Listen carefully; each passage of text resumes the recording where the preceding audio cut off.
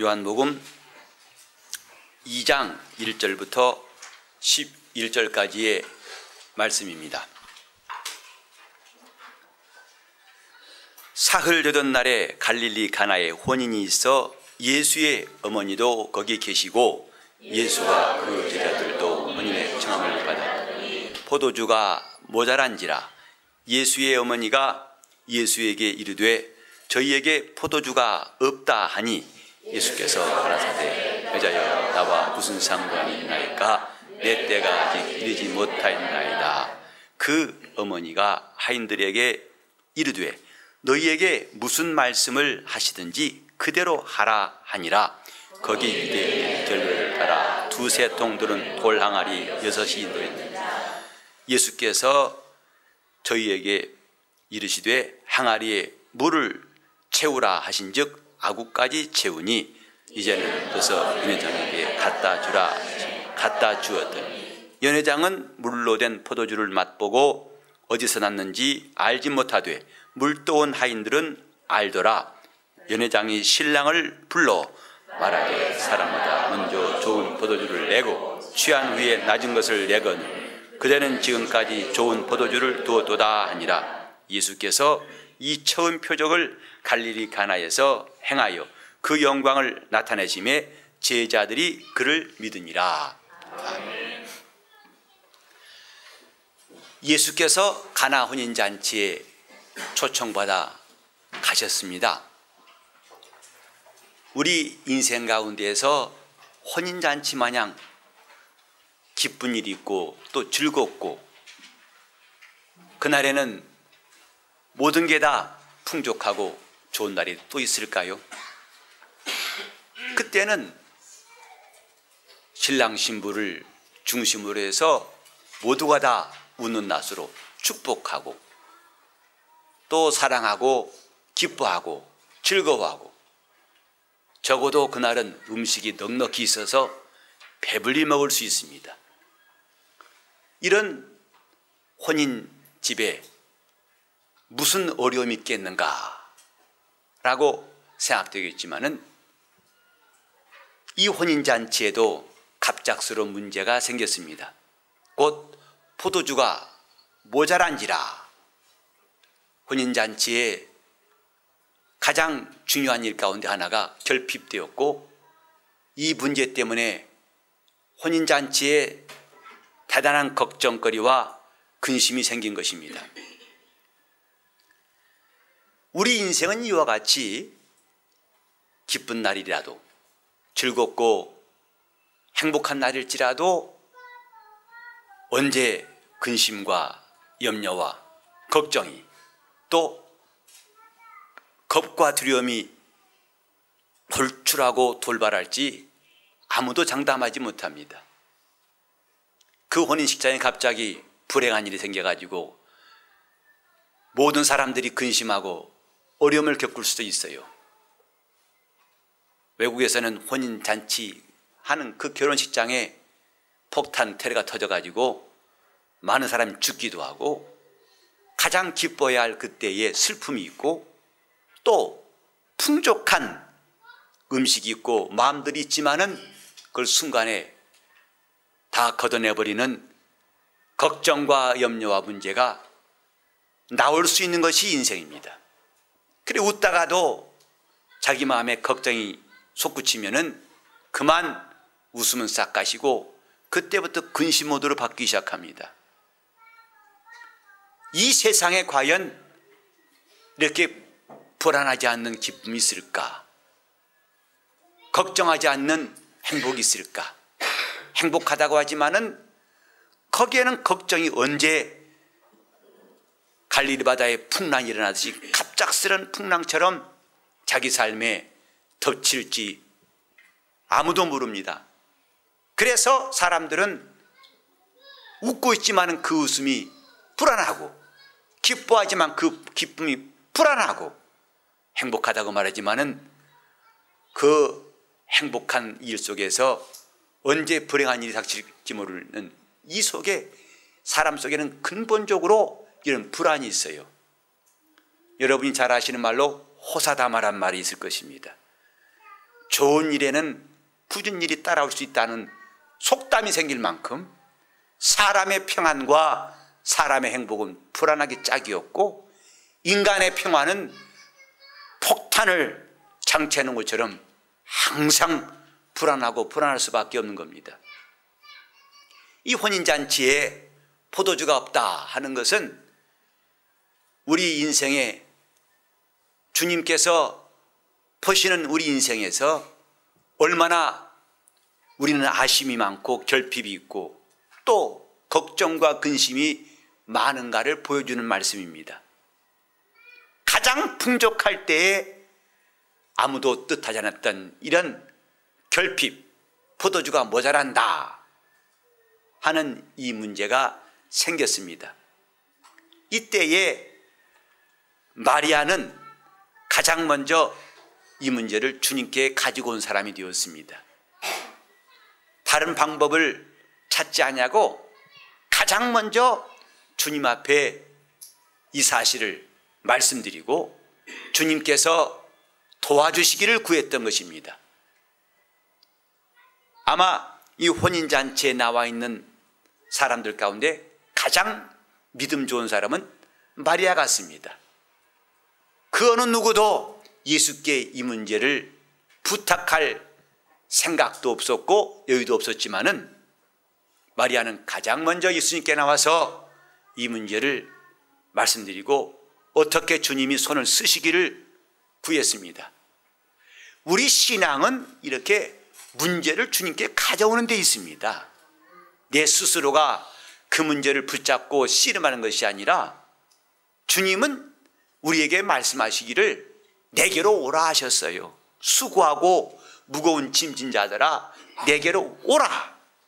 내게로 오라. 주님은 우리가 얼마나 많은 짐을 지었는지 잘 알고 계십니다. 우리에게 무엇이 필요한지, 얼마나 우리가 결핍되어 있는지 누구보다 잘 아시는 분입니다. 자녀가 부족한 것 부모는 잘 모릅니다. 부모의 아쉬운 것 자녀는 잘 모릅니다. 아무리 효자라 할지라도, 아무리 자상한 부모라 할지라도 그 아이의 숨은 고민을, 그 부모의 안타까움을 다 헤아릴 수 없습니다만은 우리 주님은 다 아시는 것입니다. 그래서 우리가 얼마나 수고하고 무거운 짐을 지고 얼마나 인생길에 고달파는지를 가장 잘 아신 분이 주님이세요. 그런데 그분은 우리에게 내게 오라. 마태복음 11장 28절의 말씀은 지금도 주님이 우리에게 하시는 음성입니다. 수고하고 무거운 짐진 자들아 내게로 오라. 너 짐이 지금 무척 무겁지 않니? 내가 너를 돕고자 한다. 내게로 와라. 그리고 짐을 내려놓고 쉬어라. 내가 너로 쉼을 얻게 할 것이다. 하나님 앞에 우리 문제를 맡길 수 있는 것이 신자의 특권이에요. 내 고민과 염려를 언제든지 기꺼이 또 항상 무엇이나 맡길 수 있는 것이 우리 믿는 자들의 특권입니다. 우리는 아플 때만, 어려울 때만, 또 괴로울 때만 맡기는 게 아니라 성경은 쉬지 말고 기도하라 했습니다. 하나님께 맡기는 기도는 이럴 때는 기도하고 이럴 때는 괜찮다가 아니라 무엇이든지 기도하라고 주님이 말씀하셨어요. 내 이름으로 무엇을 구하든지 아버지가 시행하실 것이라고 요한복음 14장 13절부터 4절에 말씀하고 있습니다. 주님은 우리에게 구할 가지수를 제한하지 아니하시고 품목을 제한하지 아니하시고 무엇이나 구하라.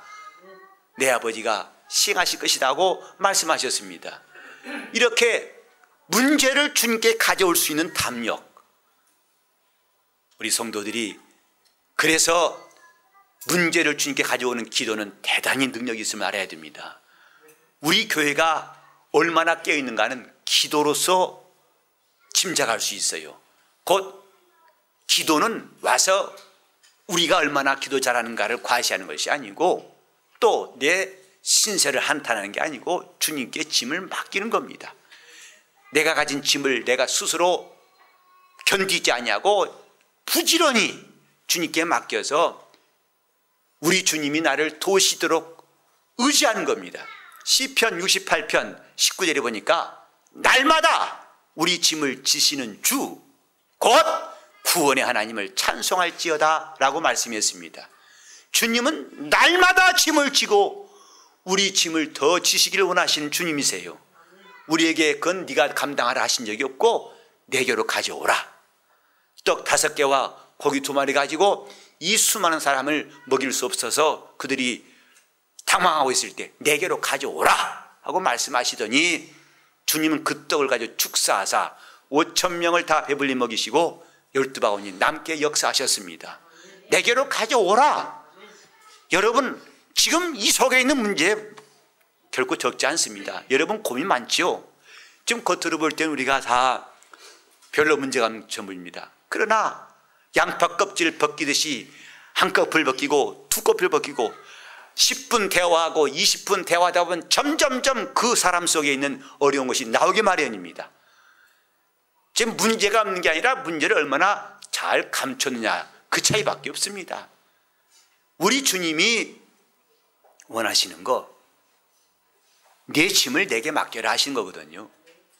마리아는 가장 눈치 빠른 사람이에요. 가나안인 집에서 포도주가 떨어졌을 때 어떻게 할 것이냐, 가장 먼저 방법을 찾은 사람이 마리아입니다. 그래서 저희에게 포도주가 없다고 주님께서 손을 움직이시를 구했습니다. 그때 주님 말씀은 여자여 나와 무슨 상관이 있나이까? 나와 무슨 상관이 있나이까? 내 때가 아직 이르지 아니했습니다. 주님이 하신 말씀을 잘 들어보십시오. 나와 무슨 상관이 있나이까? 이 문제가 나와 무슨 상관이 있나이까? 하나님께서 우리에게 대하여 예수를 보내시고 우리를 그가 가까이 하신 것은 상관하시려고 한 겁니다. 복음은 하나님이 인간과 상관하시겠다는 메시지예요. 원래 죄인이라는 것은 하나님과 영원히 원수된 자, 다시 말해서 단 실오라기 하나라도 하나님과 상관이 없는 자가 죄인입니다. 그래서 죄인은 격리를 하죠. 가족과 친구와 또 이웃과 다 격리돼 가지고 별도의 장소에 그를 수용합니다. 그 뭐냐면 너는 관계없다 이 뜻이에요. 넌 누구하고도 관계하지 말아라. 그래서 감옥에 갇히기 전에는 수시로 만나고 수시로 누구와 관계할 수 있지만은 이제는 단 하루에 한 번 7분만 면회하게 허락해 놓습니다. 그것도 신청받아 허락받아야만 면회할 수 있어요. 이렇게 철저하게 관계가 끊긴 것이 죄인이에요.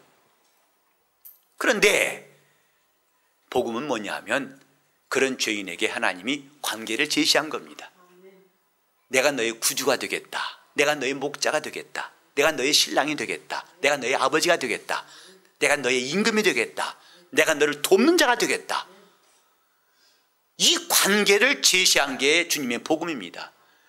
그가 죄인들을 부르신 것은 이제 너와 나는 남남이지 아니하고 나와는 멀리 있지 아니하고 가까이 있게 하려고 한다. 이 에베소서 2장 11절 이하에 보면 그때 우리가 불신앙하였을 때는 너희는 이방인이요 또 외인 바깥 사람이요 하나님과 멀리 있던 사람이었는데 너희가 그리스도의 피로 말미암아 가까워졌느니라 하고 말씀하셨어요. 그분과 내가 예수의 피로 말미암아 가까워지게 되고 그가 우리의 구주 되심으로 우리가 그분과 관계인 사람이 되었습니다. 그래서 신앙은 이 소속감이 분명한 거예요. 나는 누구냐? 주님의 것이다. 여러분이 주여 그러죠? 그분과 나와의 관계를 고백하는 겁니다. 다시 합시다. 주여, 주여, 주여. 주여. 그것은 결코 그분과 내가 남남이 아니라는 고백이에요. 나는 주님과 뗄래야 뗄 수 없는 관계에 있습니다 하는 말로 주여 그러는 것입니다. 다시 한번 주여, 주여, 주여. 주여. 신앙인만이 이렇게 예수를 주라고 고백할 수 있어요. 예수는 나의 주인이시다. 이건 믿는 자만이 할 수 있는 이야기입니다. 그리스도의 피를 믿고 죄사함 받은 사람, 거듭난 사람, 신령한 사람, 영적인 사람만이 하나님 앞에서 담대히 할 수 있는 고백이 주여라는 말입니다. 그가 주님이시기 때문에 우리는 병든 몸도 내놓고 그분이 고치시기를 구하고 그분이 도우시는 거예요. 아니면 여러분이 무슨 상관이 있습니까? 여러분이 저 병원 가서도 돈을 내니까 환자라는 신분을 얻고 의사가 도와주죠. 그 복도만 왔다 갔다 해보세요. 의사 도와줍니까? 아무 관계 없으니까. 그 병원에서 의사와 환자 관계는 돈을 주니까, 치료비를 주니까 비로소 환자로 상대하고 의사가 돌봅니다. 그러나 주님과 나와의 관계는 돈으로 된 것이 아니고 그의 은혜로 된 것이다, 이 말입니다. 그가 내게 은혜를 베푸시고 내가 그를 믿음으로 그가 나를 주님의 사람으로 인정하시고 관계가 시작된 겁니다. 나와 무슨 상관이 있나이까? 그 문제가 있을지라도 주님과 상관이 되어야만이 해결이 되는 것인데, 그 문제가 아무리 심각해도 주님과 상관이 없다면 무슨 소용일까? 우리는 마가복음 5장 보면은 거라사 지방에 무덤 사이에 거하였던 귀신 들린 자 이야기를 볼 수 있어요. 그때 귀신이 예수를 발견하고 한 말이 뭔지 아십니까? 예수여, 나와 당신과 무슨 상관이 있나이까? 나와 무슨 상관이 있나이까? 이것이 불신앙의 상태고 불신앙의 결과입니다. 아무 상관이 없습니다. 마침내 그는 심판날 영원한 지옥불에 떨어질 수밖에 없는 것입니다. 하나님이 그 육체에 있는 기간 동안에 하나님과 상관할 수 있는 기회를 숨이 끊길 때까지 허락하셨지만은 마지막까지 이를 거부하고 마침내 영원히 하나님과 상관없이 되었어요. 이게 귀신입니다. 나와 무슨 상관이 나니까? 불신앙은 하나님 보러 나를 상관치 마시오라는 자기의 주장입니다. 나를 상관치 마시오! 내가 죽든 말든 상관치 마시오! 이 땅에는 아쉬움이 없어 그렇게 말할지 모르지만 그가 숨이 끊긴 다음에는 그때부터 그의 사정이 얼마나 절박하고 절망적인지 그때 가서 후회자 늦습니다. 우린 육체에 있는 기간 동안에 주님과 상관할 수 있는 관계가 필요합니다. 주님이 상관하실 때 남은 나와 상관이 없는 사람입니다. 이 추운 날씨에도 나와 관계없기 때문에 사람들 그냥 지나갑니다. 불쌍해도 지나가고 기껏해야 동정하고 지나가죠. 추울 텐데, 배고플 텐데. 그러나 그 이상 없어요. 그러나 여러분 가족이 옆에 있을 때 그를 그냥 지나가겠습니까? 가족이 헐벗고 있을 때 그를 보고 그냥 지나가겠습니까? 나와 관계 있기 때문에 그는 놓칠 수가 없어요. 그냥 지나갈 수 없어요. 주님과 상관없는 것이 그렇게 좋습니까? 사람들은 예수 믿으라면 대단히 교만하게 말해요. 나 그거 안 믿습니다. 아직 나 젊어서 힘 좀 다 빠진 다음에 직장도 잃고 이 다 빠진 다음에 갈 데 없을 때 믿겠시다. 그렇게 주님이 나와 상관하실 때 그렇게 도도하십니까? 그 후에는 막급입니다. 우리는 나와 무슨 상관이 있나이까 하신 주의 말씀을 잘 듣고서 그분과 상관이 있는 사람이 되려고 해야 됩니다. 그가 상관이 되어야만이 주님이라 하실 때가 되는 거예요. 주님은 이 땅에 있는 자기 사람들. 그래서 요한복음 13장 2절도 보니까 예수께서 13장 1절에 보니까 세상을 떠나 아버지께로 돌아가실 때가 이른 줄 아시고 세상에 있는 자기 사람들을 사랑하시되 끝까지 사랑하시니라 했어요. 자기 사람들을 사랑하시더라 했어요. 예수께서 기도하신 것은 내가 너를 위하여 믿음이 떨어지지 않기를 기도하였노니, 주님이 사랑하신 자를 위해서 주님이 기도하셨어요. 영적 생활 여러분이 교회에서 하는 것이 당장 수입에는 도움이 안 되고 칭찬한 사람이 없다고 섭섭해할 수 있을 것입니다. 그래서 교회에서 봉사하고 시간을 들이고 물질을 들이는 것이 남들 볼 때는 헛되이 보일 수 있어요. 그러나 진정한 영적 생활은 주님의 사랑받습니다. 주님이 그를 잊지 아니하고 그를 기억하시고 그를 위해 기도하시고 그의 삶을 깊이 간섭하시고 마지막 날까지 그와 함께 하시고 마침내 그의 집으로 인도하시는 겁니다. 이것이 적은 일입니까? 여러분, 지금은 여러분이 마음대로 움직일 수 있어요. 가고 싶은 데 갈 수 있고, 차 타고 갈 수 있고, 비행기 타고 갈 수 있고 할 수 있어요. 또 밥 사 먹을 수 있어요. 하나, 한번 아파보신 분들 알 겁니다. 내 수족을 쓸 수 없을 때 남이 떠먹여줘야 되고, 남이 업고 가야 되고, 남이 휠체어에 태워줘야 되고, 그것은 하나의 예표입니다. 어느 순간 내가 내 수족을 마음대로 쓸 수 없고 내 마음대로 할 수 없는 그날이 온다는 것을 미리 깨닫게 하신 겁니다. 그때 가서 주님께 아쉬움, 아무리 아쉽다고 말해도 소용없습니다. 우리는 주님의 때가 이르러야만 된다 이 말입니다. 그건 주님이 상관하시는 자가 될 때만 가능합니다. 나를 주님이 상관해 주시기를 구하세요. 나를 간섭하시고 나를 도와주시기를 구하세요. 나를 인도하시기를 구하세요. 우린 지난 주간도 그럭저럭 살아올 수 있을 것입니다. 그러나 우린 주님의 인도받는 것이 더 귀합니다. 주님이 역사하시는 게 더 귀하지 않습니까? 그저 감기 들어도 참다가 좀 이제 며칠 좀 나았어요. 괜찮아. 보다도 차라리 주님의 능력으로 신기하게 열이 떨어지고 머리 끝부터 발끝까지 깨끗해진 거 얼마나 귀한지 아십니까? 주님이 상관하시게 하세요. 그게 주님의 때입니다. 나와 무슨 상관이 있나이까? 왜? 아직은 이 사람들이 다급한 일이 있을지라도 주님이 때가 아직 이르지 않았어요. 이때 마리아가 이 말씀의 뜻을 깨닫고 즉시 하인들에게 말하기를 너희에게 무슨 말씀하시든지 그대로 하라 하고 하인들에게 준비를 시켰습니다. 주님이 때를 어떻게 하면 가져오는가를 마리아가 이 성경에서 보여주고 있어요. 너희에게 무슨 말씀하시든지 그대로 하라 하고 마리아가 준비를 시킬 때부터 주님이 드디어 말씀하십니다. 무슨 말씀을 하시든지. 여러분, 가끔 이런 성도가 있어요. 목사님, 저는 말씀대로 살았는데 통 별 소식이 없습니다. 차이가 없고 그저 그렇습니다. 저도 꽤나 신앙생활 해봤었고 또 순종도 많이 해봤고 교회 봉사해봤는데 별 차이가 없습니다. 하나님이 저를 과연 관심을 가지신 겁니까? 아닙니까? 근데 여기 보면 무슨 말씀을 하시든지예요. 대개 보면은 말씀들을 취사 선택합니다. 자기 마음에 드는 말씀은 아멘 그렇습니다. 왜? 반가우니까. 그래서 은혜 받으시오 아멘 그러죠. 복 받으시기 바랍니다. 입이 더 그래서 아멘 그러죠. 근데 봉사하시오 아멘 그러죠. 헌신하시오 몰라 나 오늘 괜히 들었다 이 말 못 들은 척 하겠습니다 하고 자동적으로 하나님 말씀을 취사 선택을 해요. 그래서 어떤 말씀 때는 입이 헐헐했다가 어떤 말씀은 쪼그라집니다. 이게 헐헐했다가 쪼그라지고.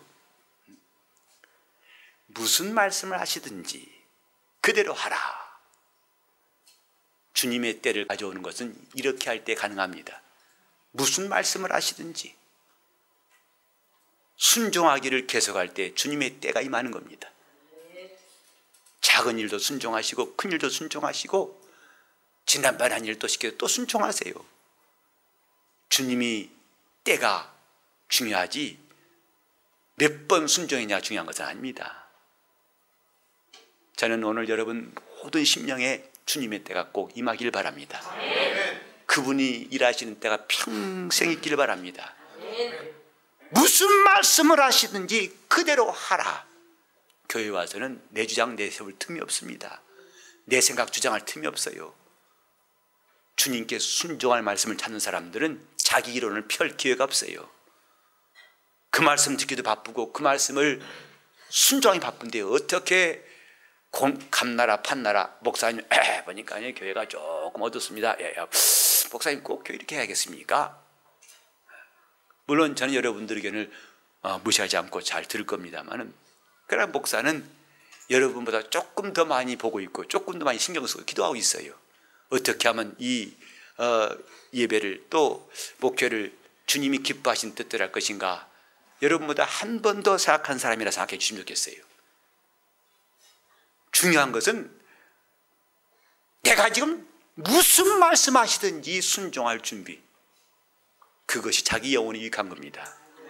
다 같이 합시다. 무슨 말씀을 하시든지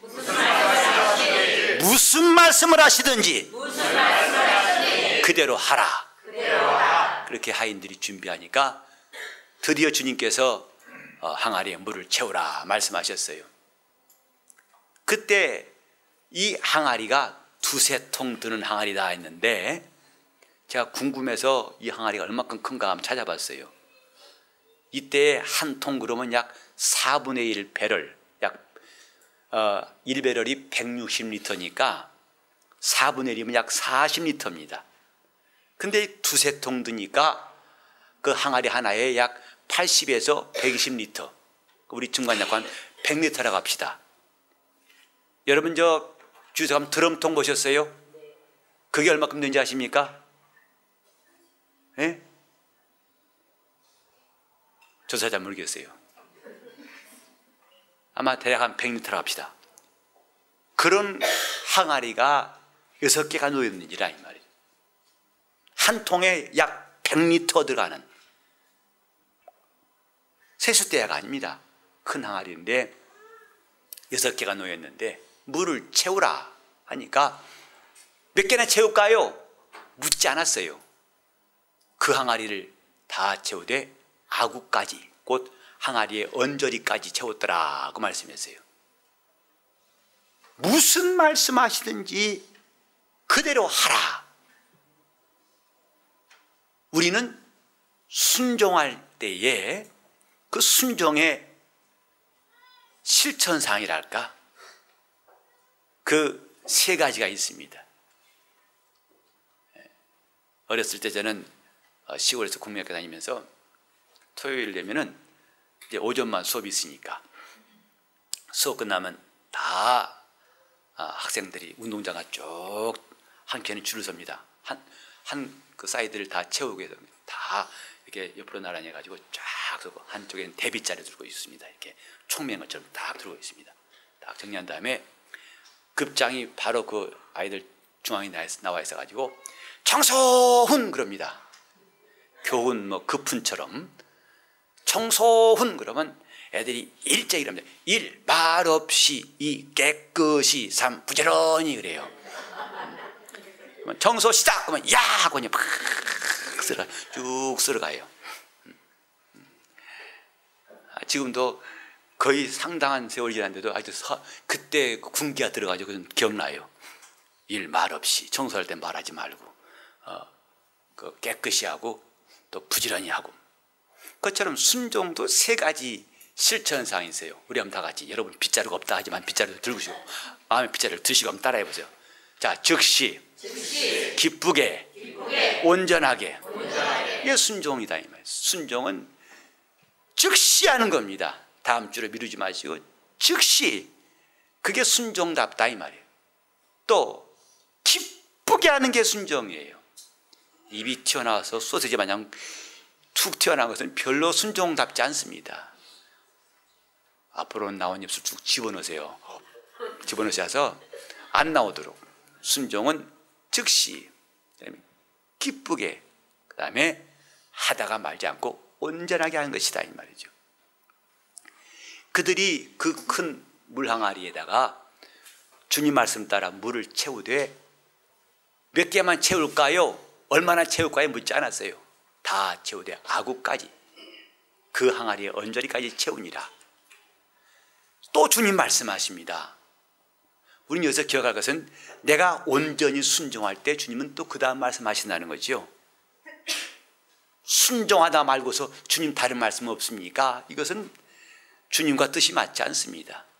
그들이 온전히 순종하니까 또 말씀하시기를 그걸 떠서 연회장에게 갖다 줘라 하고 말씀하셨어요. 이들이 지체 없이 또 물을 떠다가 갖다 줍니다. 분명히 이건 물이에요. 아직 물입니다. 근데 이 물을 떠가지고 갖다 주라는 것이 얼마나 자기들한테는 불합리한 명령인지를 모를 사람이 없어요. 저는 술을 먹어볼 때 모르는데 아마 잘 모르겠는데 술 마시다가 물 마시면 술이 깬다던데 사실이에요?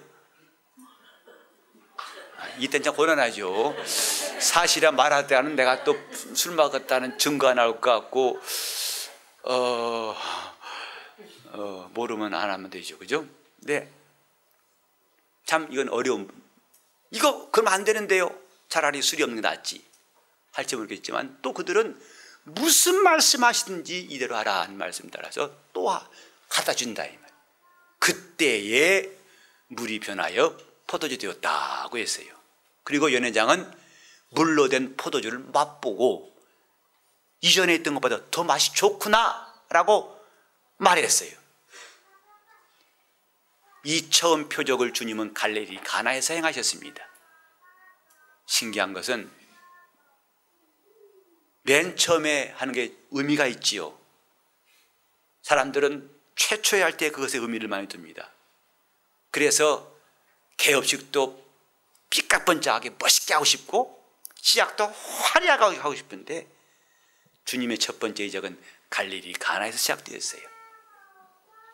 이 조그만 마을, 예루살렘도 아니고 조그만 마을에서, 저 예루살렘에는 똑똑하기 그지없고 오만방자한 납비들과 대제사장들과 서기관들이 질비할 때 그들이 예수의 이적을 보았다면 어땠을까?